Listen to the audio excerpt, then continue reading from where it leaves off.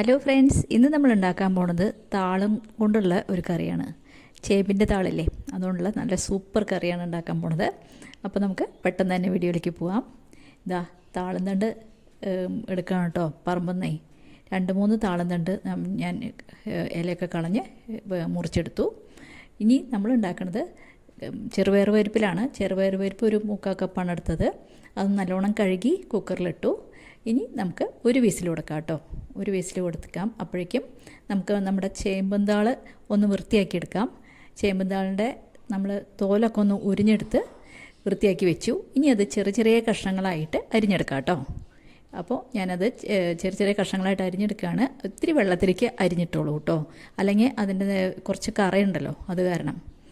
ഇനി നമുക്കതിലേക്ക് കുറച്ച് 1/2 ടീസ്പൂൺ മഞ്ഞൾപ്പൊടി ഇട്ട് കൊടുക്കാം. മഞ്ഞൾപ്പൊടി ഇട്ടിട്ട് ഒന്ന് ഇളക്കി വയ്ക്കുക.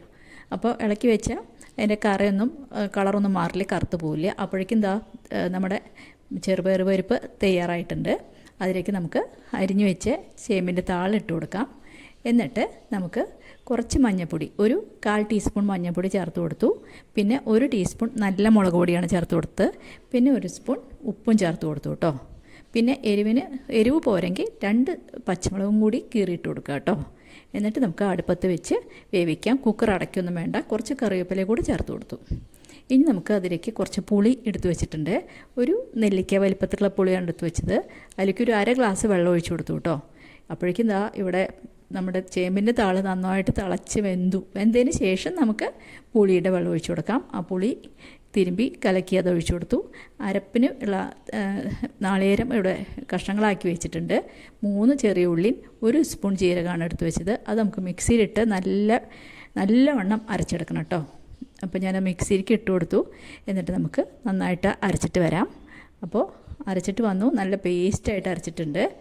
ഇനി നമുക്കത് കറിയിലേക്ക് ചേർത്ത് കൊടുക്കാം. അപ്പോൾ നമ്മുടെ കറി നല്ലോണം തിളച്ച് പാകമായിട്ടുണ്ട്. പുളിയും ഉപ്പൊക്കെ പാകമാണെന്ന് നോക്കിക്കോളൂ. അപ്പോൾ നമ്മൾ തേങ്ങ അരച്ചത് ചേർത്ത് കൊടുത്തു. പിന്നെ കറിയുടെ വെള്ളം പാകത്തിന് ആക്കി കുറച്ചും കൂടി മിക്സി കഴുകി വെള്ളം ഒഴിച്ച് കൊടുക്കാം കേട്ടോ. അത് ഗ്രേവി നിങ്ങൾക്ക് എത്ര ആവശ്യമുണ്ടോ അതനുസരിച്ച് വെള്ളം ചേർക്കാം. ഞാനിവിടെ 1 ഗ്ലാസ്സോളം വെള്ളം ചേർത്തു. എന്താ വെച്ചാൽ ആദ്യം നമ്മൾ ചേമ്പിൽ ഒട്ടും വെള്ളം ചേർത്തിട്ടുണ്ടായിരുന്നില്ല. ചേമ്പിൻ്റെ താളിൽ തന്നെ വെള്ളം ഉണ്ടായിരിക്കും നല്ല. നമ്മുടെ കറിയൊക്കെ നന്നായി തിളച്ച് കുറുകി വന്നിട്ടുണ്ട്. അപ്പോൾ നമുക്ക് കുറച്ചും കൂടി ഫ്രഷായിട്ടുള്ള കറിവേപ്പില ചേർത്ത് കൊടുക്കാം. ഇപ്പോൾ കറിയെല്ലാം നല്ല പാകമായിട്ട് തിളച്ച് ഞാൻ സ്റ്റവ് ഓഫ് ചെയ്തു കേട്ടോ. അതിലേക്ക് നമുക്ക് ഒരു വറവ് ചേർത്ത് കൊടുക്കാം. അപ്പോൾ വറുത്തിടാൻ വേണ്ടിയിട്ട് ഞാനിവിടെ ചെറിയ പാൻ അടുപ്പത്ത് വെച്ചു. വെളിച്ചെണ്ണയിൽ വറുത്തിടണം കേട്ടോ. 1 സ്പൂൺ ഉലുവ ചേർത്ത് കൊടുത്തു. ചൂടായ വെളിച്ചെണ്ണയിലേക്ക് 1 സ്പൂൺ കടുക് ചേർത്ത് കൊടുത്തു. 2-3 വറ്റൽമുളക് പൊട്ടിച്ചിട്ട് കൊടുത്തു.